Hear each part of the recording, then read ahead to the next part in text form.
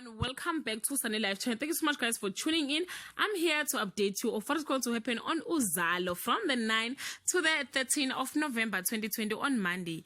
Nkunzi comes face to face with the leader of Umbuto while the life of a loved one hangs on a thread.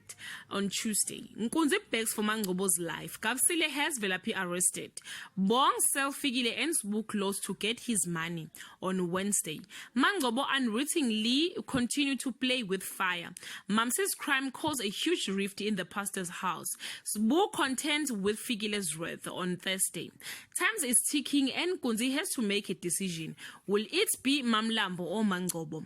Kabanga gives Mamsi a second chance, but it comes with terms and conditions. Figile puts pressure on Sbu to get his act together by depriving him something he cannot live without on Friday. Mangcobo turns to crime to survive. Mamsi ropes Njeza into her Berkelwood Velaphi. Sbu ruins Figile's prospect of an elevated friendship cycle. Guys, this is all I have for today. You can leave your comment below and share your thoughts. If you want the full episode, I will leave the link on the comment section. Bye.